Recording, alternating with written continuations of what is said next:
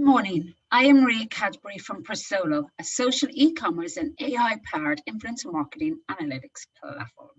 If you're looking to run your digital shoppable strategy and would like to understand products in the market, Persollo has a unique one-click instant checkout for your social and influencer marketing activity. You can run and enjoy easy payment influencer affiliates campaigns and have live AI-powered social media analytics. Thank you for joining me this morning, our fourth in a series of Influencer Marketing of the Moment webinars. I would like to welcome all newcomers to the event and thank you for joining me again as we have our loyal listeners. It has been a wonderful journey where I have had the absolute pleasure and honour of speaking with a whole host of wonderful, brilliant industry leaders, movers and shakers. We expanded our knowledge, had quite a few laughs, and kept the influencer story and insights going amongst us. This is the last one for the summer. I'm taking August off and returning in September. As such, let's chart the journey of learning and insights to date. Right, so influence for good and social purpose. At the beginning of the COVID lockdown, where we all looked at the brands retaining a voice in the market by employing a marketing strategy with social purpose and adapting business models to new production lines. LVMH immediately pivoted to make hand sanitizers in the factories, along with a number of major brands such as Brewdog and Pernod Ricard. May.com gifted their furniture to the NHS, and Premier Inn offered up their beds to NHS workers, which warmed our hearts. On our second webinar, Brands Who Influence and Influencers Who Drive E-commerce, we had May.com talk to us about shifting focus to supported speed, demonstration how a brand can drive influence by their altruistic work. We looked at a fast forward of influencer marketing technologies as brands lean into the influencer marketing space and look at developing their wider influencer marketing strategy within the omnichannel and incorporate e-commerce solutions. In the third webinar, Ethics, Virtual and Real Influencers and Growth, we drilled down into the nuances of ethics and also looked at identifying new trending growth areas. Virtual influencers do not have watermarks. 42% of Gen Zs and millennials users have followed a digital influencer without realizing they weren't a real person. What's more, during lockdown, there was a significant growth in brands building virtual influencers. What's striking for me is that real influencers need to post hashtag ad or equivalent, whereas yet virtual ones don't. Also, we discussed the rise of consultants. With Gen Zers and influencers, they're now consulting with brands and on how to curate content for their audience. I think this is a worthy strategy and brands will benefit immensely from adopting this strategy. We're also seeing the rise of business influencers and agencies and how we in business become influencers in our industries, and we're going to look more at that in depth when we return for our autumn series. Today, we look at influencer purpose, the moral of the story. We have famous YouTubers, TV presenters, authors, influencers, winning gaming influencer agencies. We're looking at who matters to us and who matters to them and how we can create something together that's better. Now, there are different influencer content creators in my humble opinion, and I'm not referring to follower accounts such as nano, micro, stars, etc. I'm looking at the type of content that they curate. And there's one type which, for example, you're on Love Island-esque. So TV with millions of followers, that's one type and it's very different from type 2. And these are the influencers, content creators who tell a story with their content and curate that content for their followers in their passion area, fashion, art, interior design, food, architecture, sports, the influencer themselves and their daily curated story. Then there are the game changers, using their platform for positive change. Within this type category, we have beautifully curated grids driving a change story in climate change, fashion, mental health, so forth. In climate change, we have our beloved Greta Thunberg with 10.5 million followers on Instagram, who is driving a strong political stance. many who follow in her footsteps, such as Tomina Gregory. She's at Tolly Dolly Posh, an active member of Extinction Rebellion. Tomina uses her platform largely for activism, drawing attention to issues surrounding fashion and climate change. Also, Claudia Ayuso, she states the issues are huge. That's why we need to talk about them in a way that brings them closer to people and make them less overwhelming. We have influencers like Cruelty Becky, educating us on beauty products that aren't tested on animals and have no nasties in them, products at a price point everybody can afford. Fashion stylists taking independent brands and sustainable fashion to our grid and opening new doors. I am absolutely so honoured to have Twinks Burnett talk to us about her drive for sustainable fashion. This is an influencer who walks away from big brands like Diageo and paid content to stay true to her values. She doesn't call herself an influencer, but she is on Instagram, and she's going to take you through more of that when she's on her talk in a short while. Another example that's really impressive is how we're seeing influencers use their platform and experience to drive, develop, and train. So, for example, Joe, the YouTuber, JMX, he's also joining us. And the moral of the story is how he has pivoted from being a sensational YouTuber to the founder of Academy, training Gen Zs on how to work with YouTube and how to conduct himself. I've said it before and I'll say it again. I'm genuinely excited about yet another absolutely awe-inspiring lineup for today's webinar. So let me take you through the compelling packed wonderful agenda. So let me make sure I've got everything shared for you. Bear with me.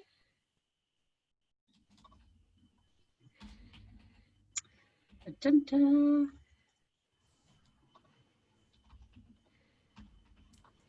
So this morning, next up after me, I am delighted to hand you to our fantastic Scott. And he's going to take us through deeds, not words, and he always sets the pace at a very good rate, so I'm really, really excited. Next up after him is our wonderful Twinks Burnett, incredible fashion stylist driving sustainability and fashion. She's going to take us through style and substance. We'll then take a short break. Then we will have modern day feminism and voice of reason. Amy Keane, who's the author of the book, the feminist book, The Little Girl Who Gave Zero Fucks, and also House of Weeds. Next up after Amy, we'll have Joel from JMX, a YouTuber, and he's going to take us through how he's founded X Academy. I'm really excited.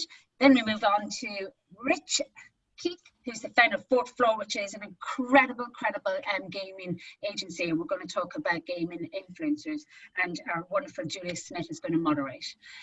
Cherry Healy is a TV presenter, and she has just been pulled out to the field, so we'll stop at Rich and Julia, so that'll be an awesome moment. And that's it from me. Scott. Good morning. How are you? I'm very sorry. I'm very well. I can't hear you. Well, can you hear me now, Maria? Let's see. You are in mute. Can't hear you. Have you muted me? Yeah. Have you muted me? I think you've got me on mute. Let's see. We have a little tech glitch here, which is absolutely fine. Do a little quick check-in.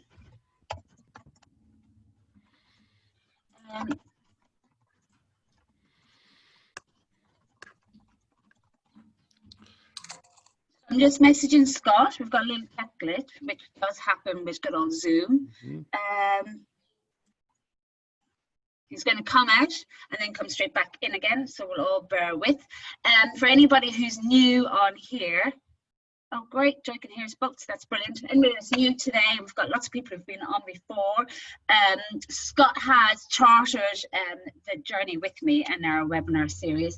Scott's an independent writer on the influencer marketing space, and his work is incredible. And I really enjoy when he sets the scene on the subject matter. He's got incredible insights. Scott, hello. Right. I've just done a really nice intro on who you are.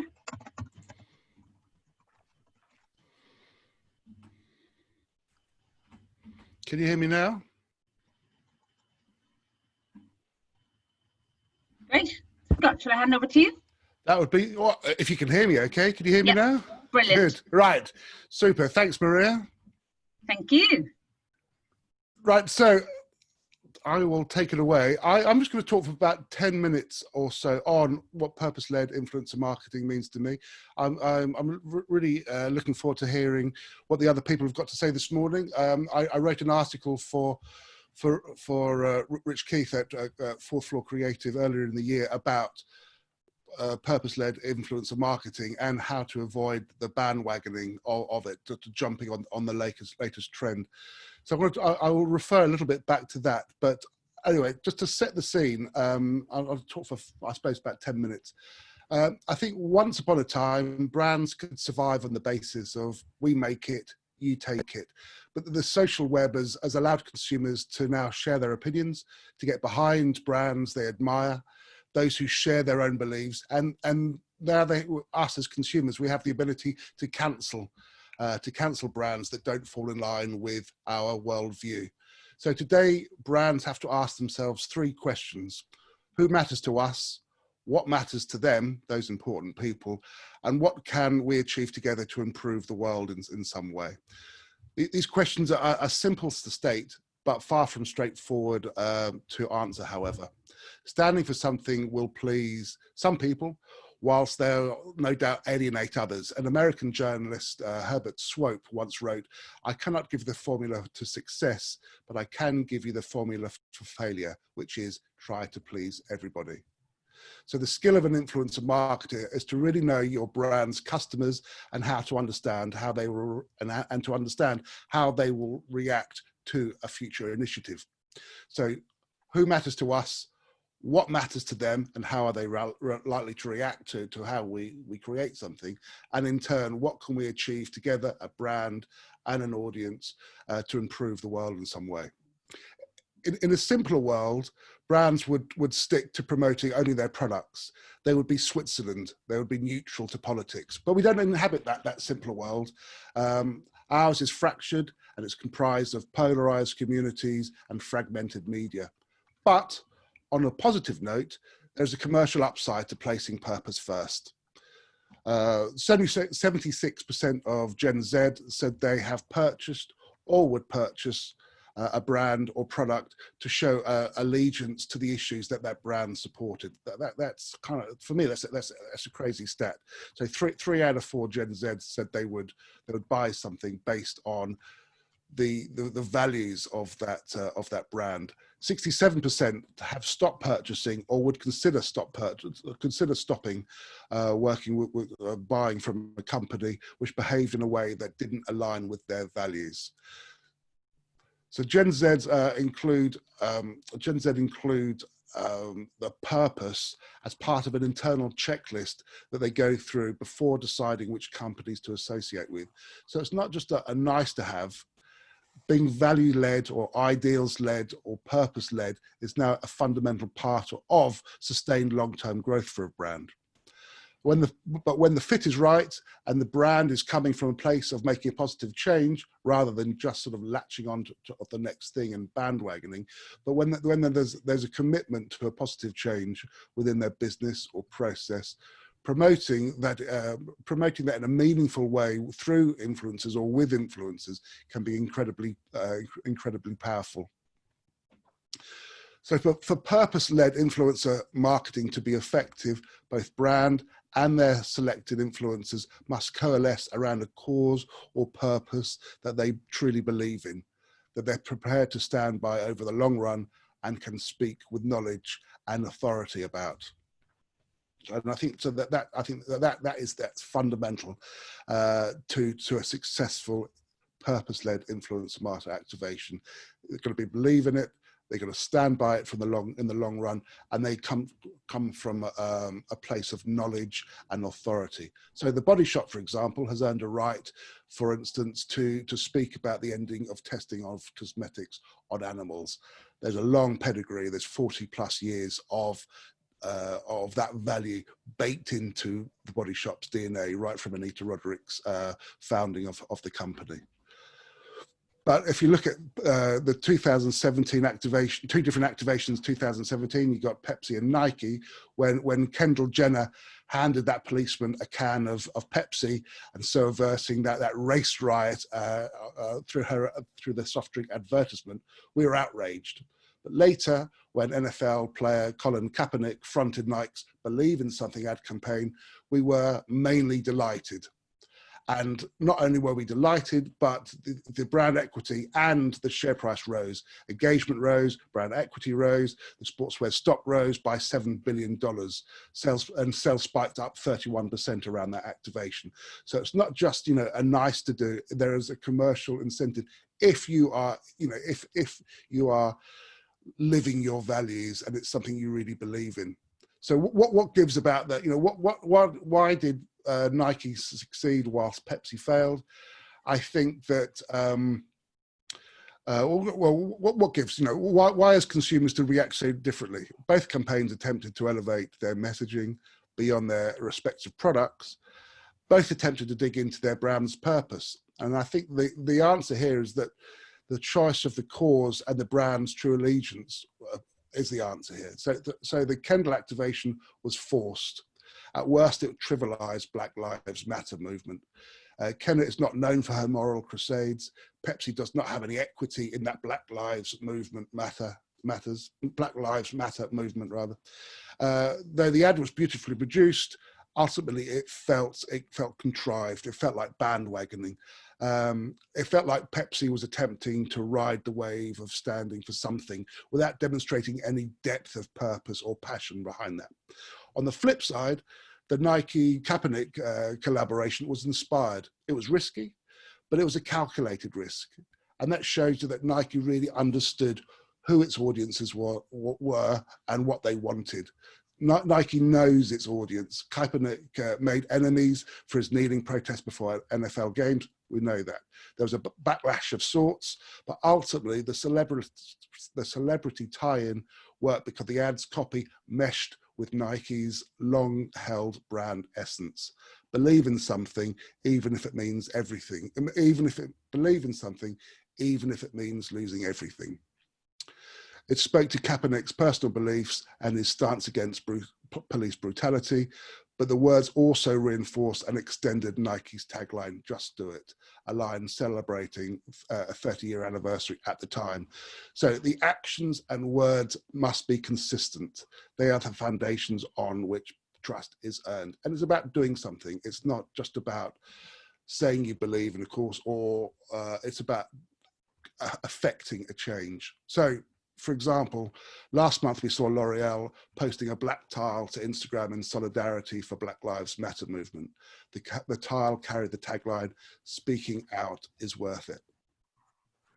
And of course, absolutely is worth it. But if you scroll back 3 years to 2017 again, trans model Monroe Bergdorf accused L'Oreal, 2017, L'Oreal worked with trans model Monroe Bergdorf, and Monroe Bergdorf rather, seeing last month's Black Lives Matter tile from L'Oreal. She accused the Paris brand of gaslighting. So remember, L'Oreal fired the black transgender model after she posted some controversial tweets. And she was, at the time, sticking up about, making a comment about white privilege back in 2017. So people have long memories, and it has to be a core belief. When you're saying you believe in something, it's not just a jump on the bandwagon or being seen to doing the right thing. It has to be part of your DNA. So, as I say, Monroe Bergdorf accused L'Oreal of gaslighting, and there's a big backlash in the media in the last few weeks about that, and L'Oreal has been forced to set up a fund to try and make some amends. So the purpose has to be baked into the brand. More than 9 out of 10 Gen Zs said that if a company makes a commitment, it should have the appropriate programs and policies in place to back up that commitment. 3/4, that's 75%, confirmed they research a company to ensure it's being honest when it takes a stand on issues. So it's no longer a matter of just being able to say, yes, I support, but it has to be part of what you actually believe in. It has to be part of a value system, a part of a belief. So, so again, I think yesterday or the day before, fashion brand Everlane was called out in an article in the New York Times. So Everlane states that a core value is radical transparency. That seems to be unraveling at the moment. And we've seen with Uber taxis, Uber in the UK, Uber giving away $1 million to a cause, yet not seen to be properly compensating its drivers. So it's doing one thing and saying another. We see also a good example of a brand or an institution actually doing something is the PRCA, the Public Relations and Communications Association, which earlier this week announced that it's creating a new board that properly affects the race and ethnicity of the industry. And Francis Ingham, the Director General of the PRCA at the time, said, the truth is our board of directors has until now reflected the composition of our industry rather than our aspirations for it. So he called on members of the board to step down, which they have done. So it is putting actions rather than just empty words. That is the point, I think, of purpose-led influencer marketing. So yet again, Maria, I've rattled through this, but those are my sort of touch points that I wanted to say this morning. And Scott, always set the pace. Absolutely fantastic. I've got so many notes I've scribbled down here, which are all amazingly quotable. Some of them, purpose baked into a brand is important, actions rather than words, which is amazing. I just think, everything you've said is really what we're going to tease out of today, is where brands bring in real purpose to how they do it, and the examples of where they've done it well and when they haven't, and how that lands on consumers and people is incredibly, and it makes and breaks a brand.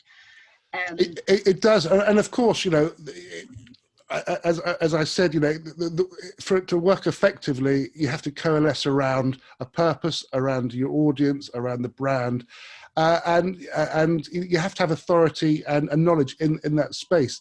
And there may be mistakes, but if you believe in that, then your audience is very accommodating. If they believe, that you're just piling on and bandwagoning, then you'll get called out mercilessly. And like we saw in the Pepsi ad from a few years ago.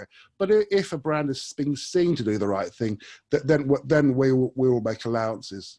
Yeah, and the numbers have gone up with the Gen Zs researching the morals of a brand. That's really interesting as well. Yeah, and from another survey that I didn't quote, but I mean, we say Gen Z, and do we take them seriously? It's 16 to 24-year-olds.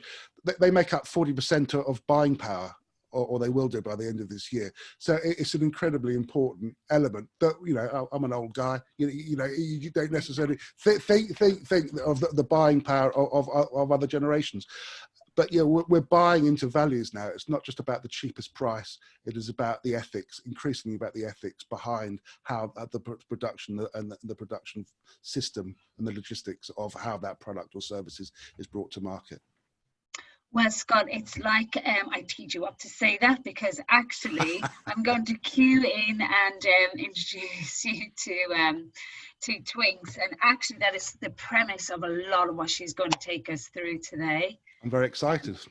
Which is great. Good morning. Hi. Hi, Scott. Thank you so much. You're absolutely always a joy to speak with and see. Take care. I'm all ears, Twinks. Oh, thank you so much. That was so fascinating. I am so very honored to be talking to everyone today, but also so excited to be sitting back after my session and listening and learning, because there is just such a huge roster of talent, and I'm just, yeah, enthralled. I've put together a teeny tiny visual presentation because I am a visual artist of sorts, just so you can kind of get like to grips with what I do. I'm going to share that with you now. And hopefully you can all see that. Okay, so good morning, everyone. My name is Twinks Burnett, and I am a fashion stylist. And we can't see it. Oh, you can't see it? Yeah. Sorry. That's okay. Tech. We love a little tech challenge, don't worry. Oh no. I can share it. Can you share it? Yeah. So if you keep chatting, I'll join in with it in 1 minute.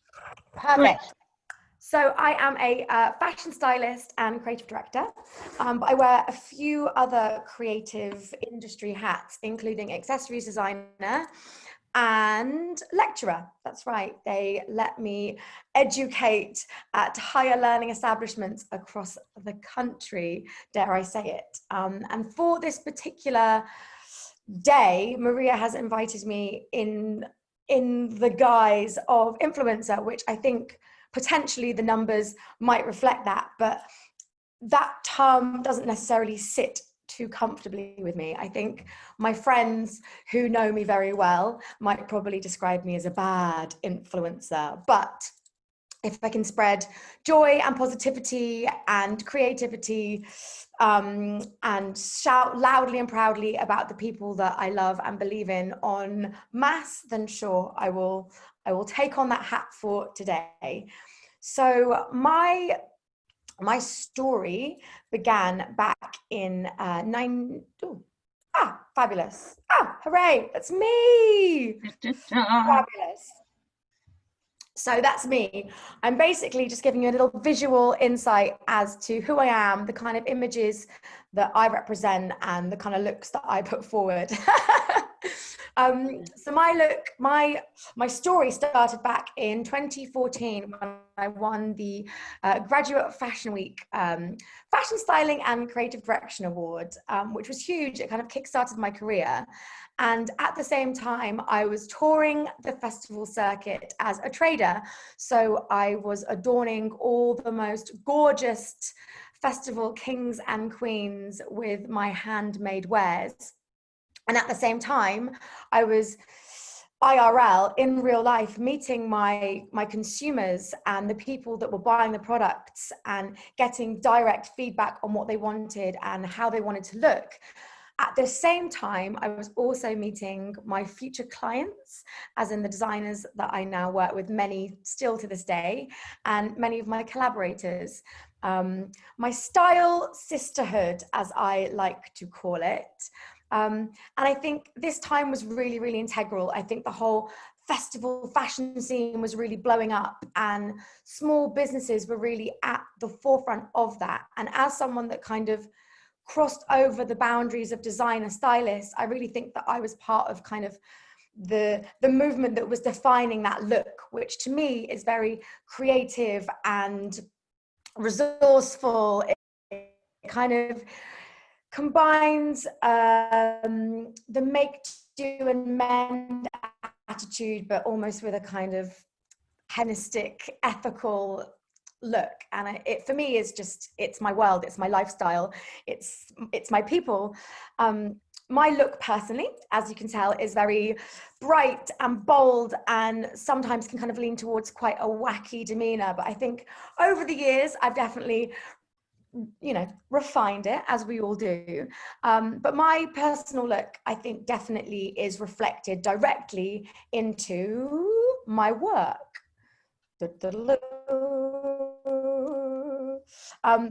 I work with primarily independent brands. So I work with teeny tiny, beautiful people who are creating wonderful things. I'm a huge supporter of artisan designers, and I am a huge champion for supporting small businesses. I have previously worked with the giant of sustainable fashion that is Fashion Revolution. And I feel that my personal ethics really lay hand in hand with them. I think it's really, really, really important to know who made your clothes, why they made them, how they made them, and where they made them. And that transparency is really important. And I think often you can only really get that with the small businesses when you are working kind of person to person, piece to piece. My catchphrase is, I wear my heart on my sleeve, literally, which means nothing brings me greater joy than shouting loudly and proudly and definitely very loudly about the people that I love, the people that I work with, and the products they create, and being able to have a platform that can propel that to another place is just one of my greatest joys. I really do think that style, substance, and sustainability go hand in hand. I really am giving you a real nutshell of my career here. So about 9 months ago, a show came out on BBC Three called Misfit Salon. I was the fashion stylist on this show. And for me, it was a really exciting point in my career because we were making over real, beautiful, wonderful people who had a range of different disabilities and some serious self-esteem issues.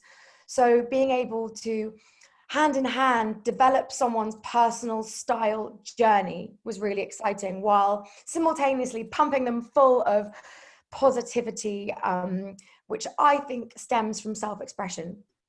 I am, the fundamentals of what I am is a fashion stylist rather than fashion stylist. I think style is at the core of how our industry should go forward rather than fast fashion fads.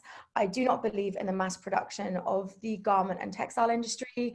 And I think fast fashion is bad for the planet, and I think for our bank accounts and for our self-esteem. For the last few years, I've been working with a company called Bubble Club.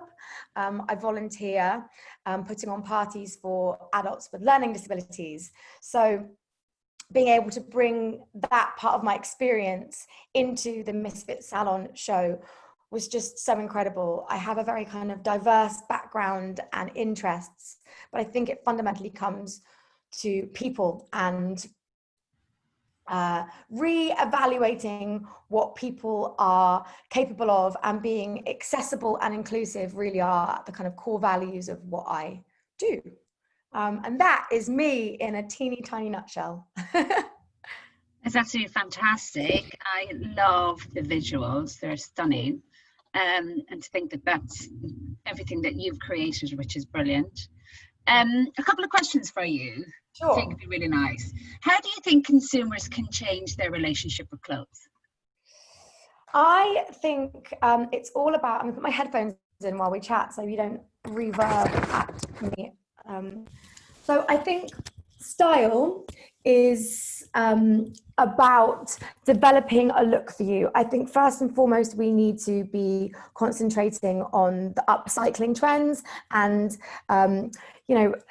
pre-loved, pre-worn items. So finding a love for our own wardrobes, I think, is really, really important.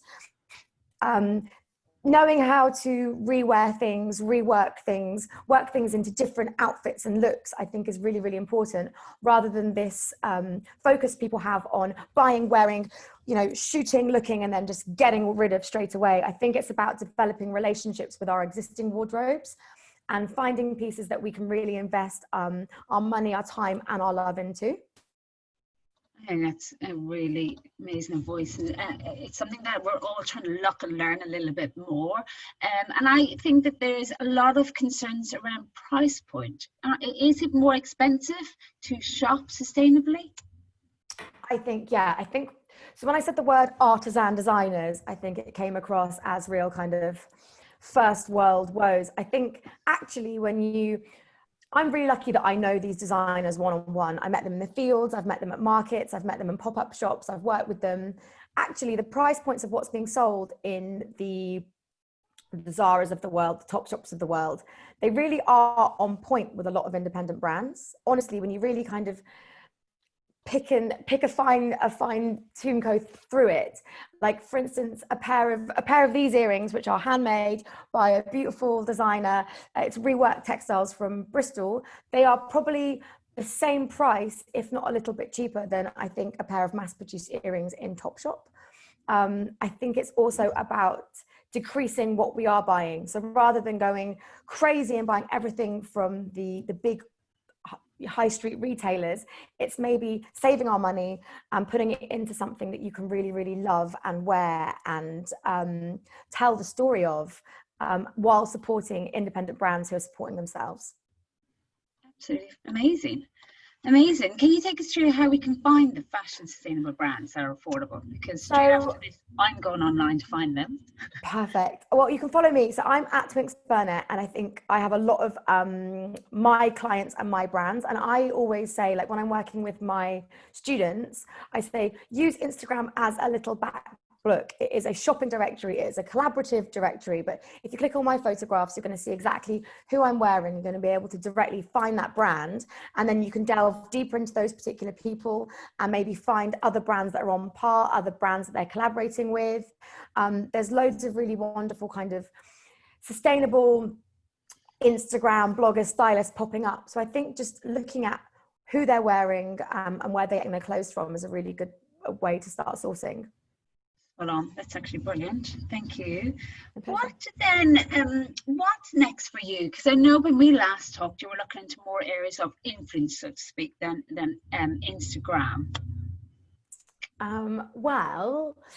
So my grown-up job is that I'm a lecturer, which is I love it. I love working directly with young designers and with stylists and with young creatives. But I've started a podcast. You'll see the link on my Instagram profile. And for me, it's about sharing the voices of the people that I work with and the people that I love and my personal friends, because I literally am obsessed with all of my friends and the people that I love. And I think that their voices and their stories are really important and need to be heard. So it's called Podbath.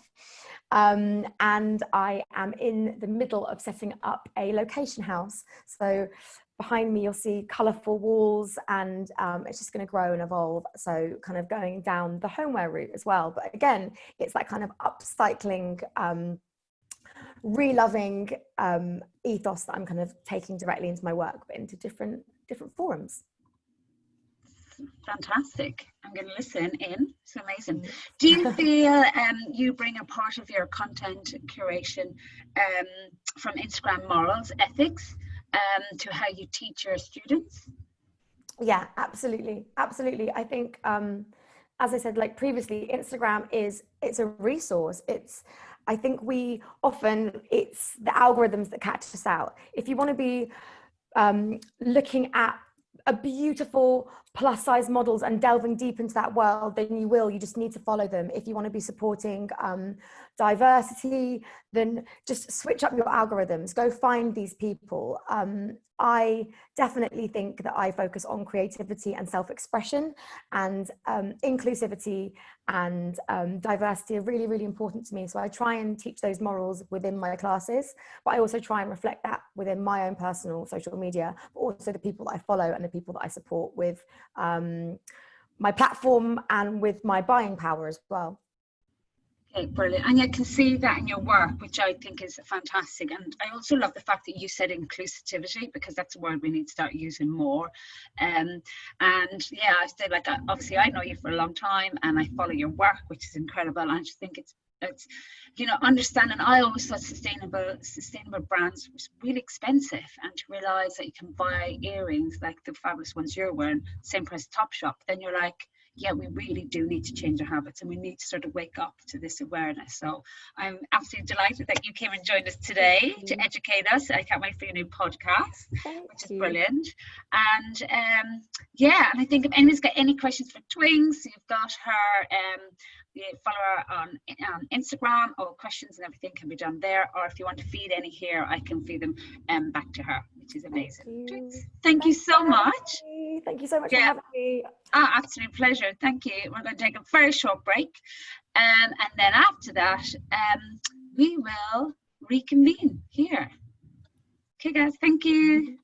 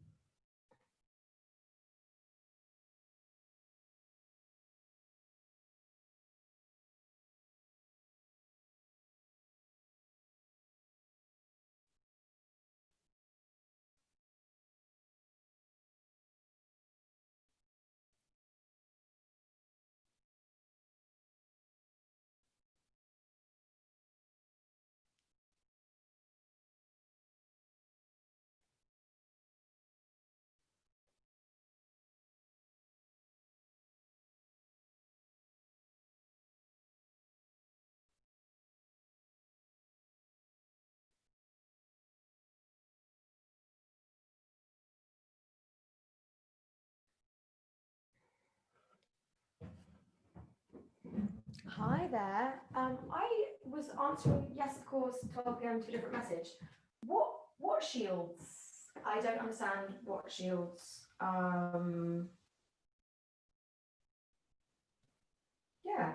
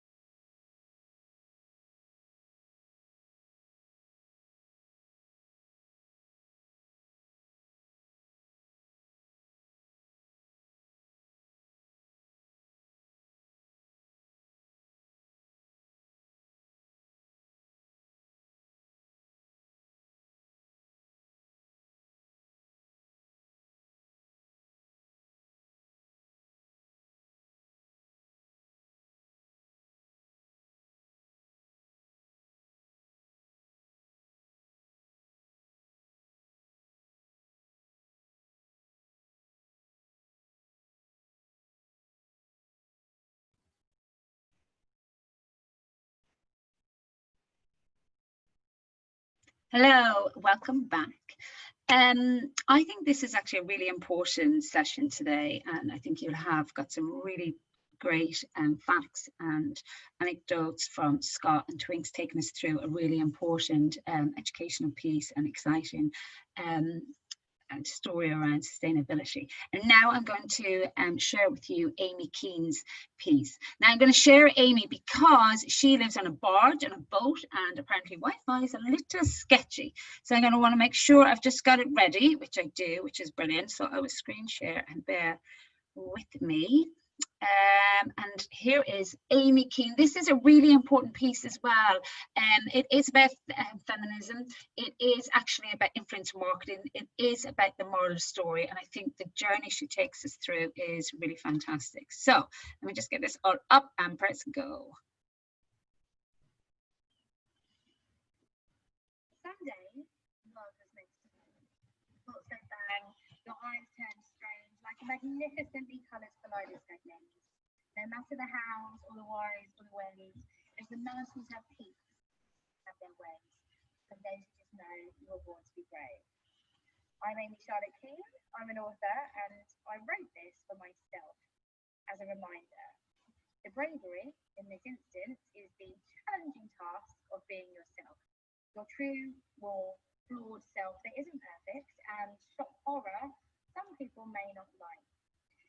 Which is particularly tough given that women generally need to be likeable in order to succeed. When I wrote The Little Girl Who Gave Zero Fucks, now a #1 bestseller and feminist handbook for women and men all over the world, I was going through a hard time.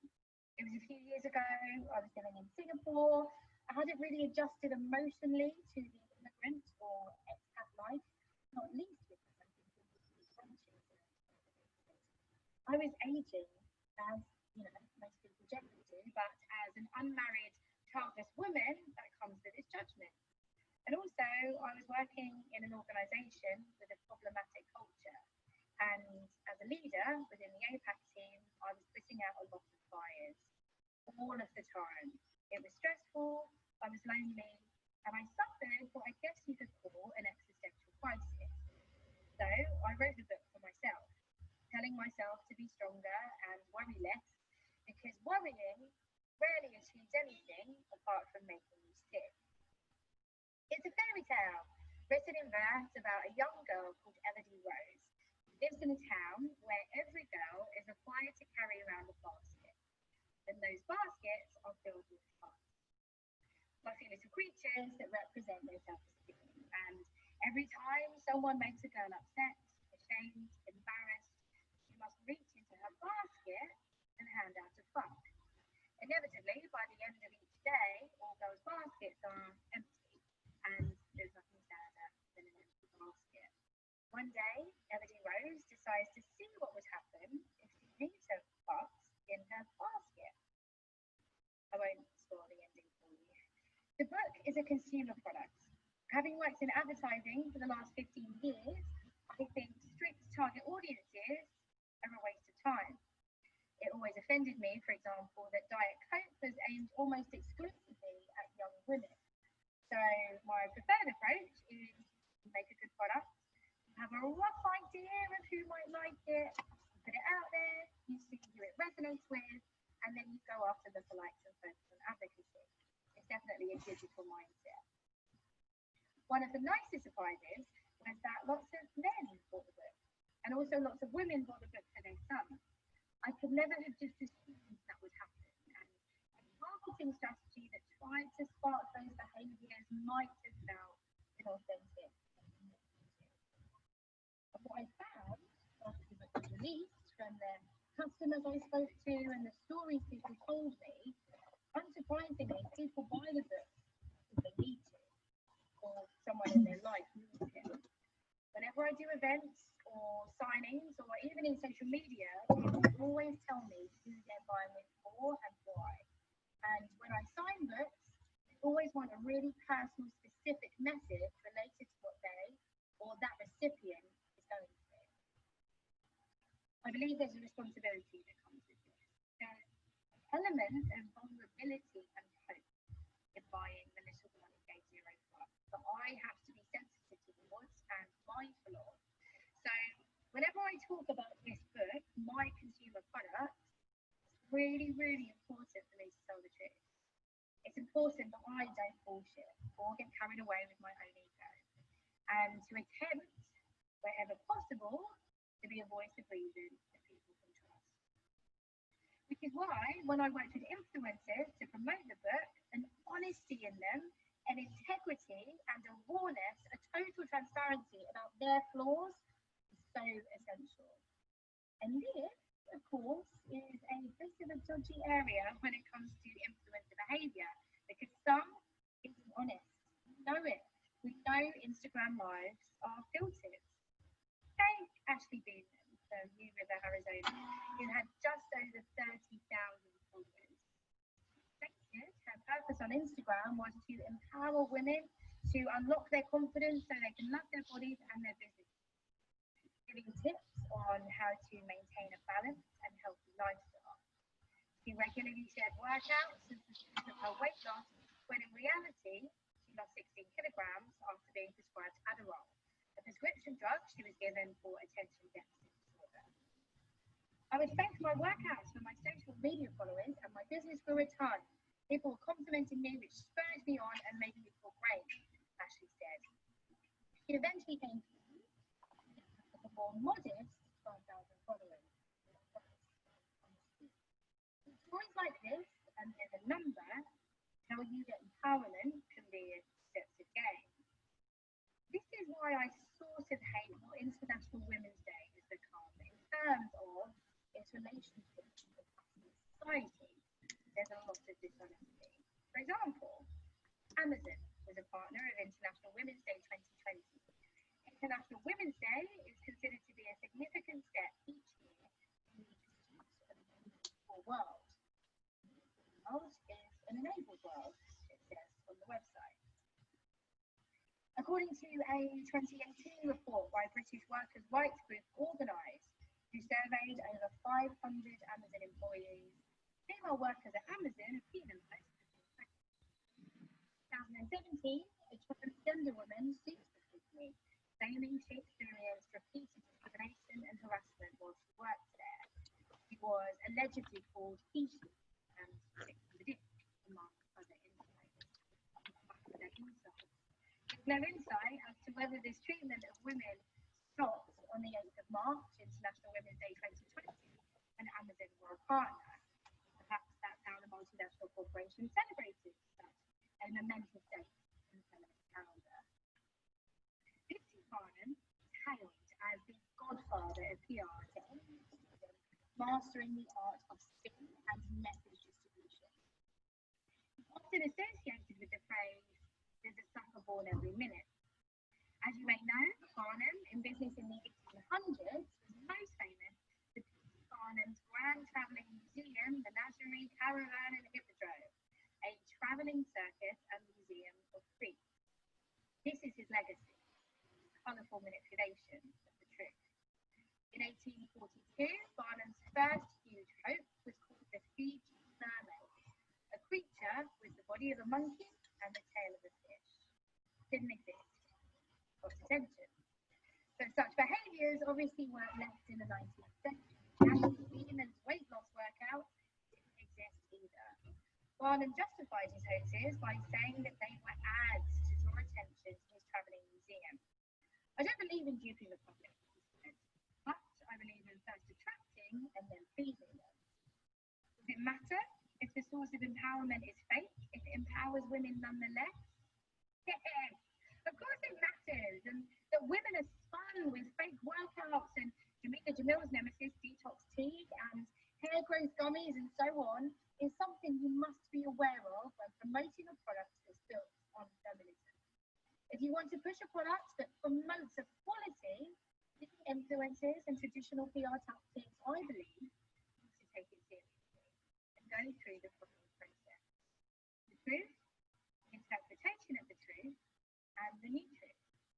So first of all, the truth.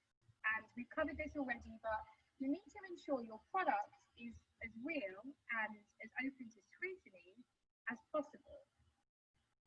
I will have hung my reputation on the little girl who goes zero class. It's everything I believe in. It covers serious topics I know, like mental health, sexual harassment, eating disorders, and bullying.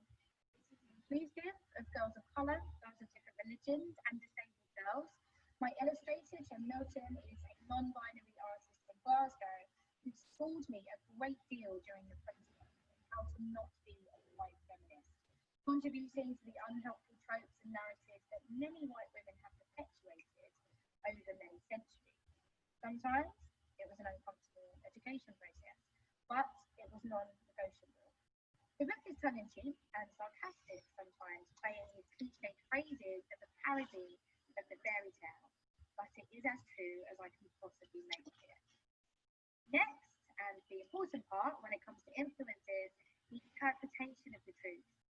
You have to let the people you work with live with the product, understand the product, talk about their own interpretation of the product and what it means to them. Obviously, anyone can talk about it. I have no say in that. The writer Andrew Doyle was recently on Joe Rogan's podcast discussing how he hates the little girl who gave zero fucks. But with the influences I targeted, they also had to reflect this openness. Starry Sunday, Natalie Lee, is an inspiration. She's unapologetically herself, a 40-year-old, stunningly beautiful businesswoman who has an amazing ritual in Friday Finger, when she puts a finger up to a society filled with bollocks-y, unattainable ideals. I shared the book with her, she read it out, said why she loved it, and it went to #1. Annie Rideau could not be more honest about the ups and downs of being a freelance mom. Lauren Spearman, who some of you will also know as the head of brand advocacy for Made.com, is refreshingly honest about her life, her loves, and her anxieties. When both Annie and Lauren featured the book on their accounts and what zero fucks means to them, the book shot back into the top 10. I've had the same approach with my new poetry collection, House of Weeds. It's a book about neurodiversity and a number of individuals who lived in safe houses in Peckham who were shunned by society for being different. Whilst it's true as I can possibly make it, I have to let reviewers on social media share their interpretation of the truth and neurodiversity, whether I like it or not. And finally, the new truth. I believe good modern brands are malleable. Yes, of course, they should have conviction, but the fundamentals of PR shouldn't have changed. There is a message, there is look at that message, and the public speaks back to the message. The reactions of an influencer's community are just as important as the influencer's message. So listen. Be willing to listen to people. Otherwise, why the hell are you operating in social media? For example, the book was never intended for very young children. But when I saw comments on micro-influencers' posts that people were intending to buy the book for their 4, 5, 6, 7-year-old daughters, I was pretty enthused. Society is actually a lot more progressive than I thought. And now I understand that lots of people realise, fuck, a collection of 4 letters that can mean as much or as little as we want, far less damaging than common words such as fat, ugly, stupid, weird. My hope has always been that young girls will grow up swearing as powerful acts of defiance. Who on earth has the right to tell women what they can and cannot say? But that these same young girls think more about the dangerous language they use when they're judging and criticizing others. None of this is sin, grandiose, Barnum-esque hype. Instead, it's the story of how a little book written to help me stress, thanks to social media's honest and trusted influences, taken on a life of its own. Because despite the silly title and crazy illustration, it's as real as it can possibly be. Thank you. And please, please, please, please ask me questions by tweeting me on my email.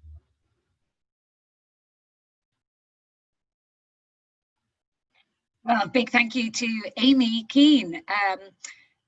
She's really impressive, and when you realise where and why she wrote the story, I think that's really something else as well.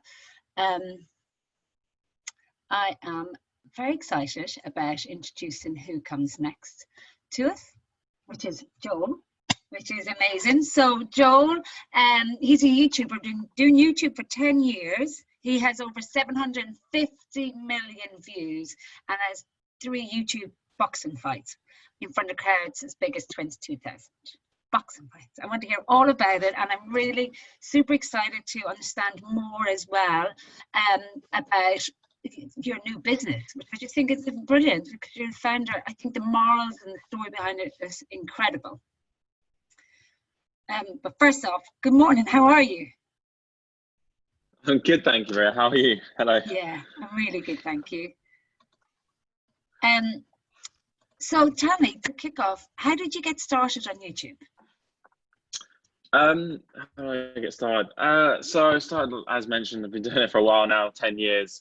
My first video, I don't know if anyone remembers, but it was a You've Been Framed video. I don't know if you remember You've Been Framed, but I realized as a kid, like I was always trying to make a bit of money to buy the next game or whatever. And I realized, oh my God, you get £250 if you get on You've Been Framed.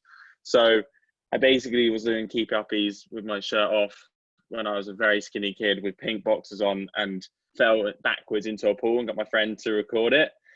Didn't get on You've Been Framed, unfortunately, but it was my first ever YouTube video, and that's kind of how it all started. And then I didn't really know what I was doing for a while, failed on a couple channels, and then, but I just completely sort of became obsessed with games and making videos. And then I started making videos around games and playing games, and that's kind of how I got started, really.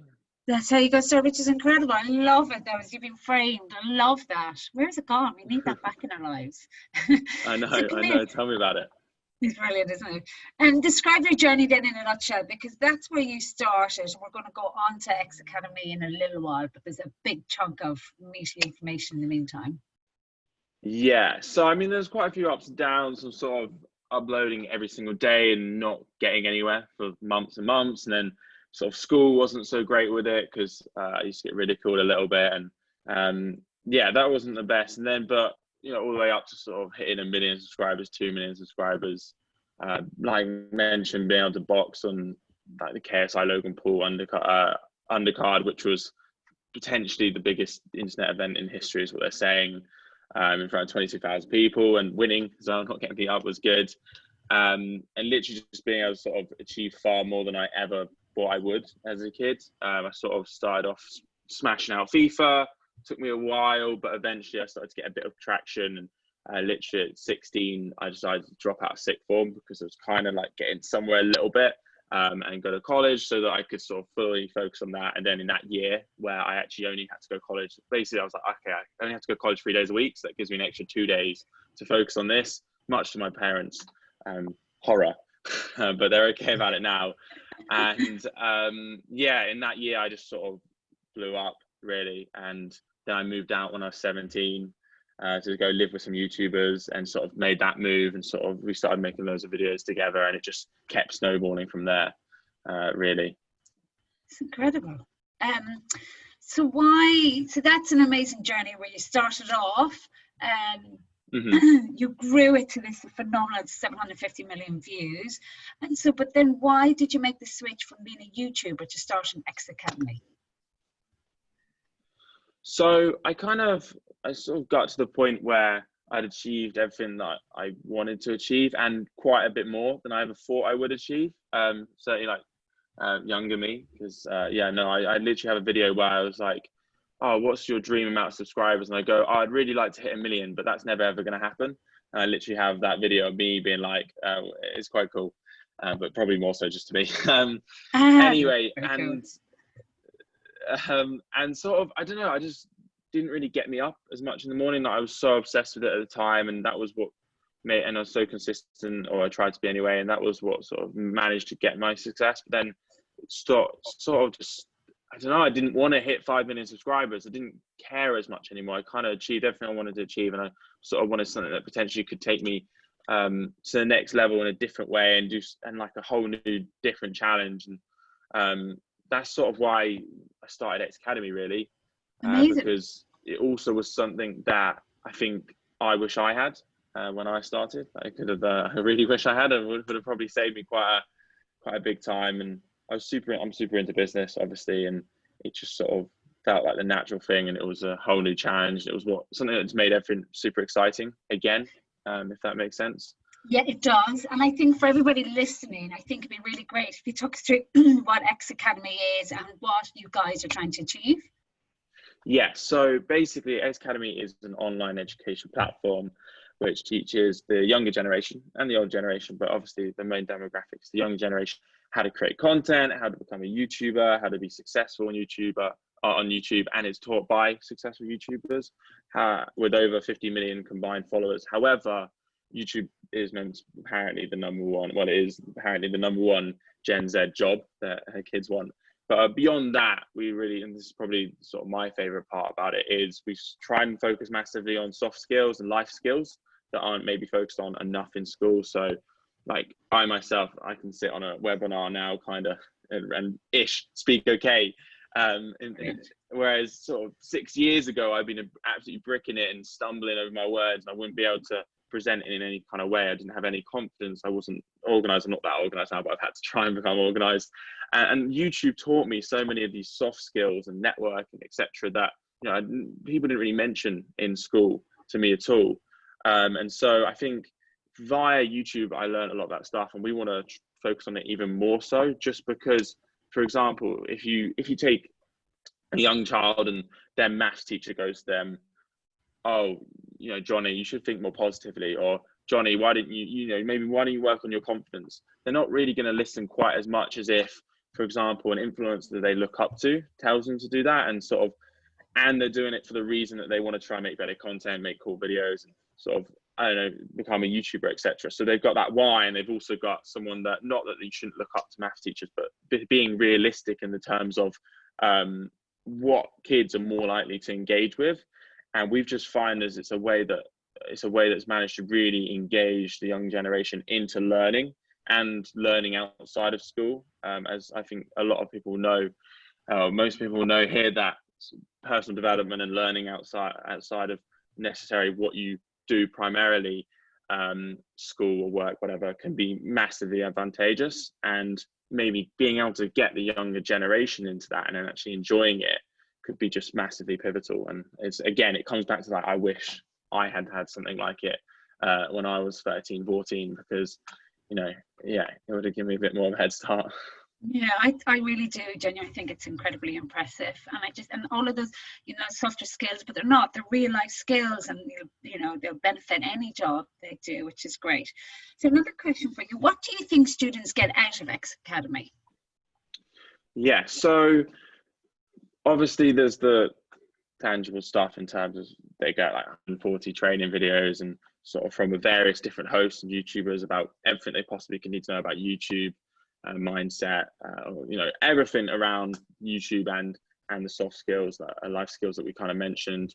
They get the platform to share their content, so they're able to share their content with a community and sort of get immediately far more feedback, far more reach, etc., than you would sort of going it alone. Yeah. And I think one of the best parts is the community, because I think YouTube can be quite a lonely place, and it can be demotivating at times because the platform is rather ruthless. Like, YouTube doesn't care how long you spent on your video. It could still make it do far worse than videos before. And especially when you're young, it's hard to sort of understand that. And it's something that I struggled with. I was like, because it gets quite, you get kind of obsessed with the numbers, and sort of you think it's you, and you sometimes just the platform you just don't get pushed. You just don't get put in the algorithm, etc. And having a community around you to sort of push you through it and support you through it. Like, our community is amazing, the Discord, etc. Everyone's so positive. If anyone's like, oh, I'm feeling a bit down today, I don't want to edit my video, everyone's like, yo, come on, let's go edit your video. And or if anyone's feeling down or sad or whatever, it's just so positive, and it's like a great group of like-minded young individuals, and that are all sort of striving towards the same thing, and it just comes together in such an amazing way so far. So yeah, I think that for sure. And then obviously it comes with that, but sort of trying to help people sort of develop their mindsets towards learning, towards trying new things. Like, having a YouTube channel is almost like running your own little business. You've got to work out when you're going to record your videos, when you're going to think of your video ideas, when you're going to edit them, who you're going to get to do your thumbnails, who you're going to consult to, I don't know, think if your video is good enough, where you're going to share it, etc. And then you have to do that day in, day out potentially. So it's quite cool in a way. It's sort of, you learn a lot of stuff on the go, and even if, I think the idea is with us, like, we're going to be realistic, and not everyone's going to end up being a YouTube star. That's impossible. But we really want to just make sure that everyone that does go through it learns something good, or has a different mindset switch, or sees things a little bit differently, and so that it does, regardless of what happens, regardless of whether they become successful on YouTube or not, specifically, it helps them throughout life and as they go on. It's incredible. I was going to ask, why do they need it? But this support really does come across. So take me through, if somebody signs up, do you kind of give them a mentor, or is there a team? To know a bit more about. So basically, when you sign up, you are sort of directed towards certain videos to watch, and then it's completely up to you. You can choose whether you do them, and then you also obviously push to post on the forums and join the Discord.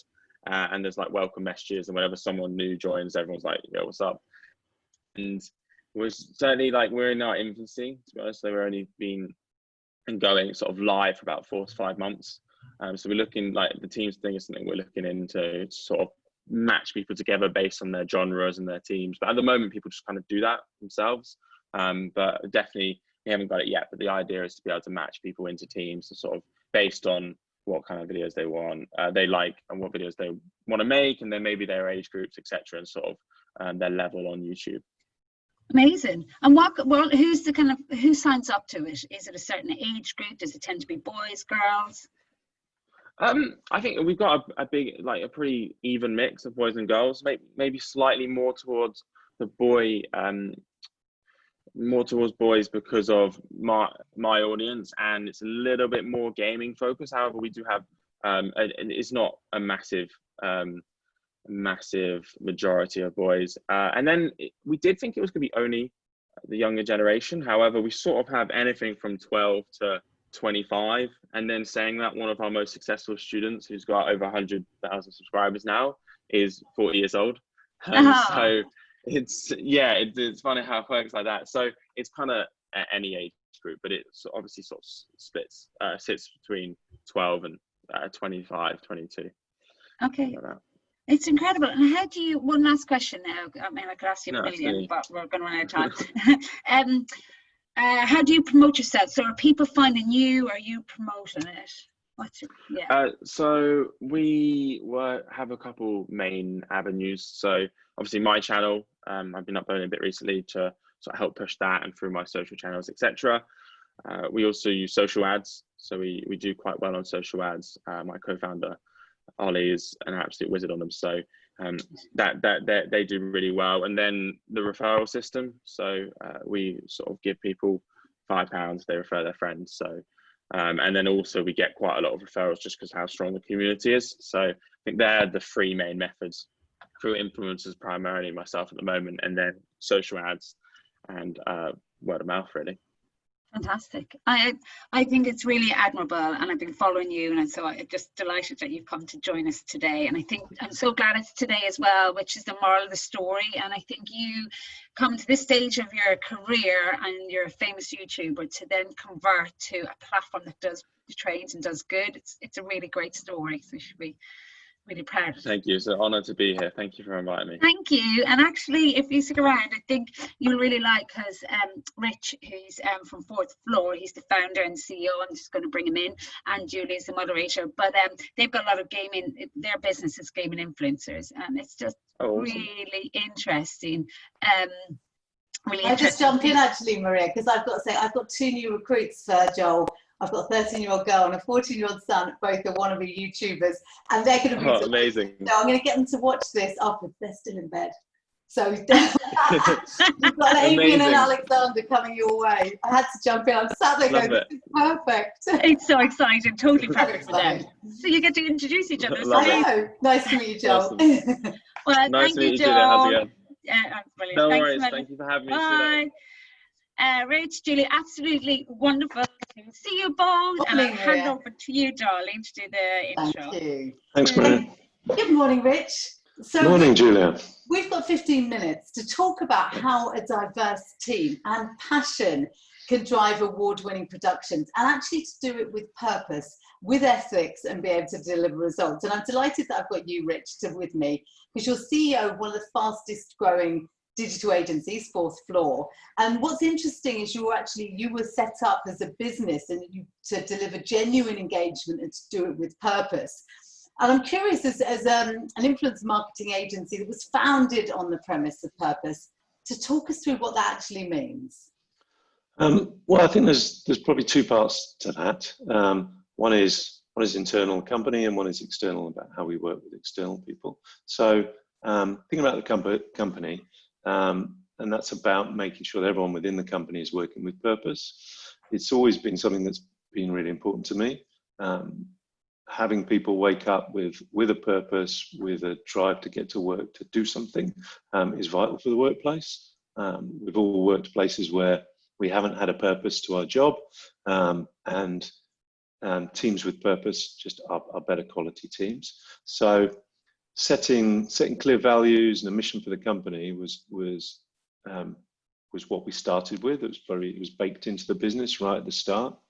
I think for us, we've done that very well.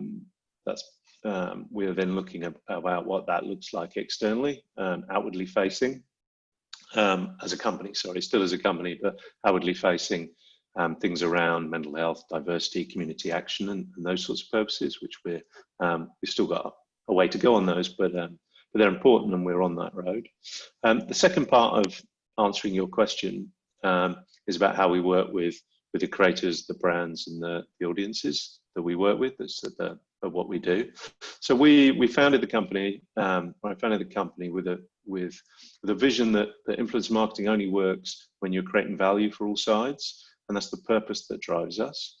And the key here is that when I talk about that purpose and talk about value, I'm not talking about money.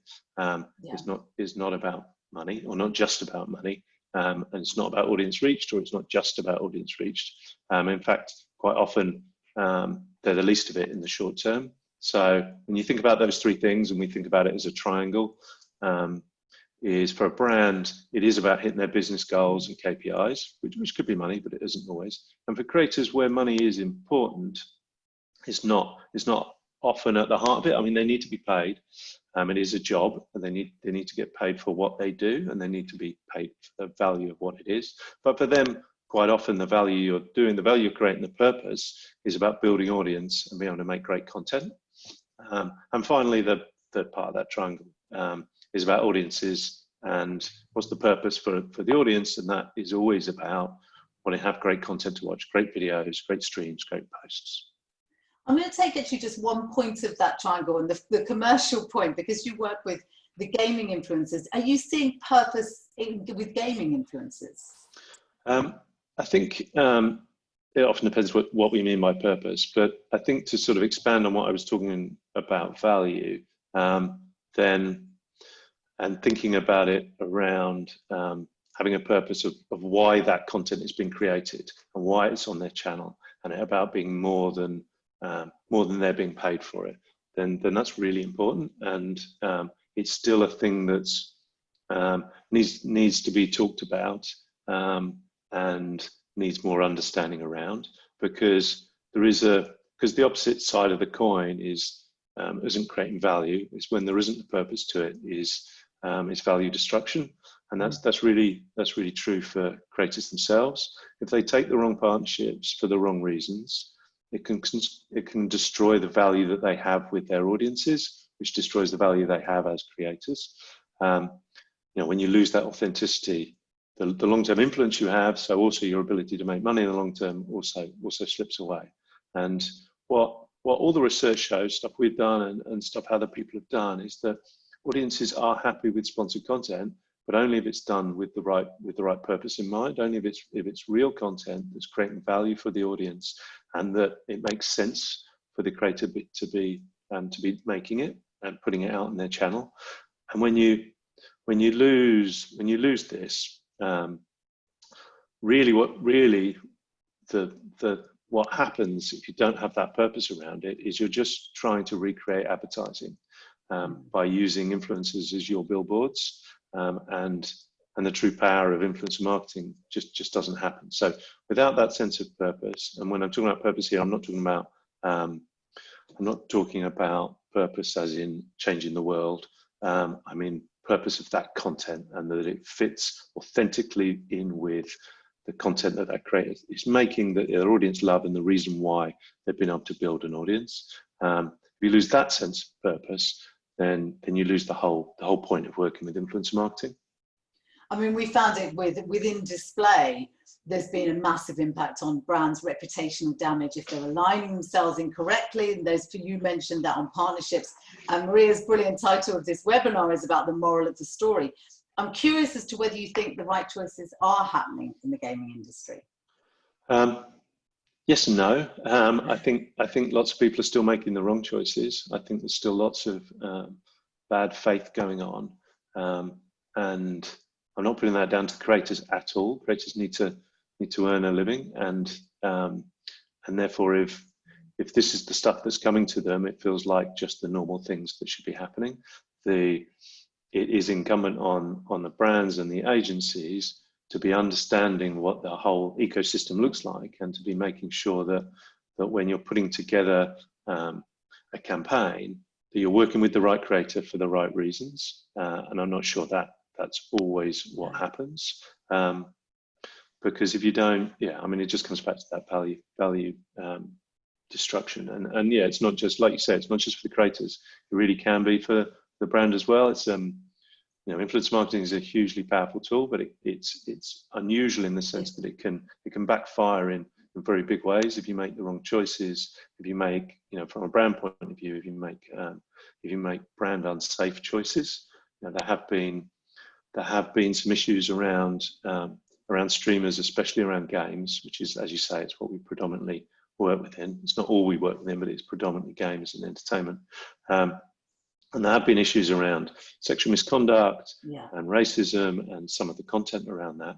And these things are really important. And, they're there not because creators, streamers, influencers are bad people. It's just reflecting what's happening in society, right? But for me, just to get it back to the point, you might wonder why I'm going down this line. The point, well, there's 2 points. One is thinking about brand safety. But the real point is that these are people. The creators are humans, and so making decisions on who you work with is really important. It's a much different way of thinking than working with a media company or just seeing creators as salespeople or billboards for your brand. You've got to connect with the human and understand them. Understand that they're creative people who've built up a following. Through what they want, and only by understanding that and understanding the purpose of their content can you make influencer marketing work properly. And you mentioned some of that. You're talking about followers and talking about the influencer marketing within gaming. Now, during lockdown, I work with a few gaming clients as well, and we've seen gaming increase significantly. I'm curious as to whether you, as an agency, have seen budgets coming over from, for example, out of home into influencer. Is that something you've also experienced?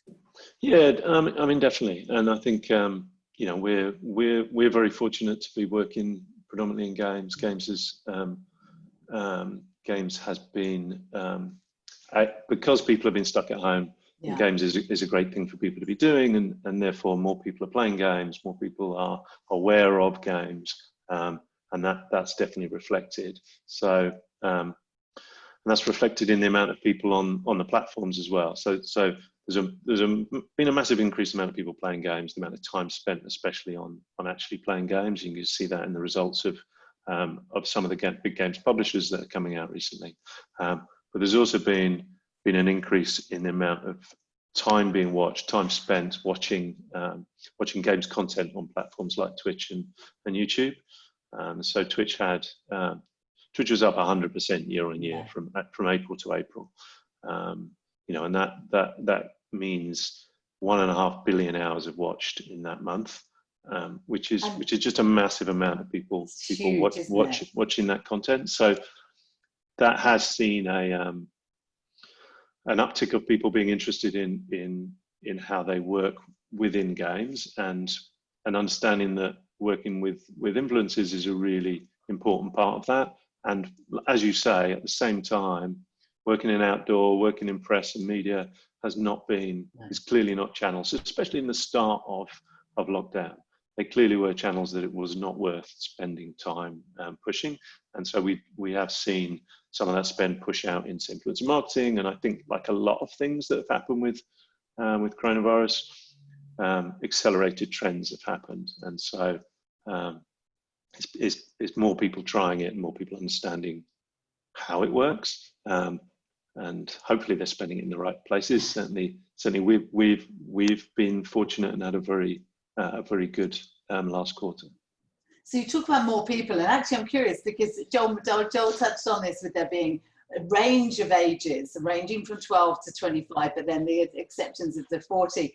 Are you seeing that perception finally change, and it not be the teenage boy in the basement? I've got one of them downstairs, but is the perception changing? Are brands now seeing gaming advertising as a place for their spend to go that's outside of what they previously thought was the demographic? Well, it's definitely starting to happen, and it's starting to happen as just the societal effects of having most people playing games comes through. There's still a reluctance at a CMO level, really, to understand that games is not a vertical. It's not boys in their bedrooms. Yeah. That is a part of it. But when you think about games as a sector, like I say, it's not a vertical, it's a horizontal. Games are enormous, and they run all the way through society. If you compare it to, if you compare it to movies or music, games is much bigger. Movies, depending on how you cut the numbers, movies is worth somewhere between 60 and 80 billion globally. Music is worth somewhere between 20 and 40 billion. Games is worth 120 billion plus, and is growing somewhere between 3 and 5 times every year, which the others aren't. So talking about games as a vertical, thinking about gamers in their bedrooms is redundant now. It's not, talking about gamers is no more useful than talking about musicers or filmers, and that is starting to permeate through. People understand that games is big and wide, and if you're just thinking about a specific part of it, then you could easily be missing out on a massive area of it. I mean, the sort of classic example is blue chip companies investing in esports without understanding what the entire gaming world looks like, thinking they're buying into gaming and gaming audiences when they're buying a specific audience around a specific game, and that's not really what they're after. So some of the understanding is getting there, but it's still behind, and it still needs to be talked about more, and to have more understanding especially the boardroom level, the CMO level of companies. I think so. And I think the AA Walks ad spend report is out tomorrow. So there's going to be commentary on that. I'm really curious. I'm watching that space to see how spend, what the results are going to be for that. And I think that will be one of the winners in this. And I was curious, as a final question, there's positives, there's negatives about what's been happening and how the industry's been affected by COVID. From Fourth Floor's perspective, what's been the impact for you, both good and bad? The bad is just about societal stuff and not getting to spend time with face to face with people. Outside of that, it's only been positive for us from a business point of view, and we're also fortunate that we already have quite a remote workforce. We have a base in Bristol in the UK, but we have quite a remote workforce. So all the systems and processes were in place for us. So I'm working predominantly in games, and we've talked about that. So we've had a good lockdown. And I think actually, just as a finishing point, one of the biggest factors that's been a success in lockdown has been the human connections, which is strange considering we've been forced down a virtual route. But human connections are key and pivotal within influencer marketing. And it's no surprise that we've seen this flourish, and long may that continue. So thank you, Rich. That's been great. Back to you, Maria. Well, thank you guys. That was absolutely really insightful. And on the nose. On the nose. Oh, it's not my first rodeo. No, not at all. I know I could count on you. Rich, was absolutely so fantastic to get an insight into the business. And I just want to say thank you again for joining this particular webinar. For me, this has been a real passion one, because there's so much about influencer marketing that's not positive, and I really like to bring out the other side of it. And that's what we've really journeyed today. And I really like that we've gone from fashion to gaming, and we've talked about, authors and how we've really brought value to the table. And so the moral of the story, it's come out again and again. Influencer marketing works, it delivers results, and it's also built on purpose. And actually it works for you as a brand if you bring purpose into your campaign and actually find that in your brand values. So guys, thank you very, very much. We will be really focusing on business influencers in the autumn. So we'll see you there. Have a wonderful August. Thank you, everybody. Take care and have a great day today. Bye.